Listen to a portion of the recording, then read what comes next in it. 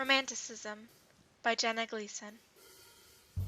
Romanticism was a literary revolution that began around the French Revolution in 1789 and ended around 1832 when they passed the Great Reform Bill.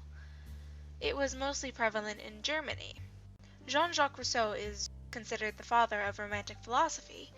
With his influence, he inspired the whole Romantic movement, along with a surge of psychological writings that followed after his philosophical works.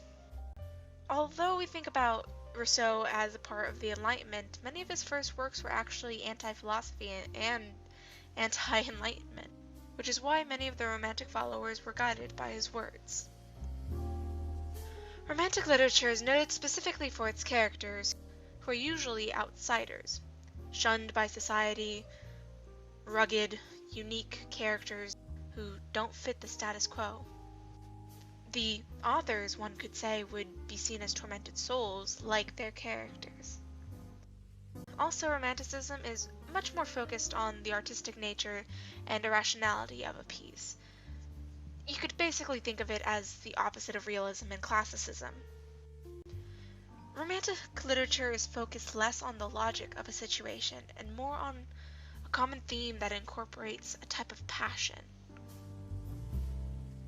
For example, in Frankenstein by Mary Shelley, a famous work from the Romantic era, contains many different themes that include a passionate stance. Hatred and love are both very evident themes in the book. Along with other books, The Hunchback of Notre Dame by Victor Hugo led the Romantic movement in France, and Wordsworth, Keats, and Byron are other well-known and well-recognized Romantic authors. There's also Horace Walpole's Castle of Otranto, Eugene Sue, Edgar Allan Poe, and possibly one of the more famous, Charlotte Bronte's Jane Eyre and her sister Emily's Wuthering Heights, were both a part of the Romantic movement. A Romantic writer, Arthur Schopenhauer, wrote a piece called The World as Will and Idea. The concept discussed about the idea of a person's will later on went to influence Sigmund Freud in his own psychological work. Along was Friedrich Wilhelm Nietzsche and his work in philosophy. It was important to the Romantic movement because the basis of his work states that people must interpret life's own meanings, and this was an ideal held by many Romantic writers. In society, there was a conversation about whether there was such a thing as good and evil. The common idea of good versus evil that many Romantic writers held was humans are born good, but end up corrupted by society, which is evident in Frankenstein. Many Romantic writers and Romantic followers rejected logic and reason and favored the value of things to the self. There are many different groups in the Romantic era, actually. Ones who wished to discard the traditional ways and those who believed that the traditional ways could bring their own epiphanies. However, both are considered Romantic movements because they focus on the passions and the feelings in the ways of the intellectual.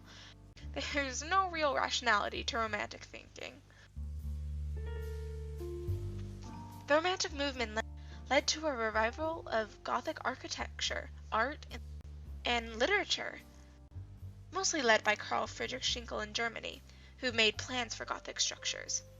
While in France, Eugène Delacroix led the artistic movement of Romanticism by painting historical scenes, his most famous being Liberty Leading the People of 1830. Romanticism in Europe, through its beliefs of individualism and freedom of expression, deeply influenced American ideals and thinking.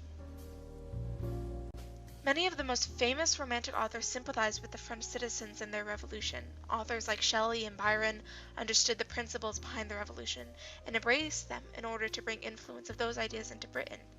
Shelley's Ode to Liberty and Byron's stanzas on freedom were heavily inspired through the politics happening in Greece and Italy at the time as well. However, after the French Revolution, many of the Romantic authors who supported it at the time began to criticize it for the excessive blood that was shed. Romanticism was mostly prominent in highly Protestant countries like Germany, England, and the United States. However, Romanticism was not as widespread in places like France, which was mostly Catholic. During the Romanticism, there was an evangelical revival. However, many Romanticists viewed God and nature as the same within each other and rejected both. Romantic followers were unsatisfied with religion as a whole, which is why they left to go seek their own path. As I've stated before, in the economic situation, there was the French Revolution occurring during this time period. Primarily, Europe was an agrarian economy. However, it did develop into an industrialized nation once the Industrial Revolution passed along.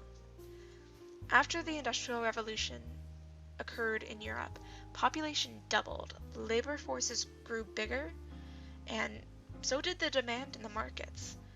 Better roads and transportation developed, and this is where we first see the rise of the middle class. Also, economic liberalism was developing in Britain. It's a product of the Enlightenment, based on universal laws governing the economy. However, it was also influenced by Romanticism on its emphasis on individual freedom. Thank you for watching this presentation.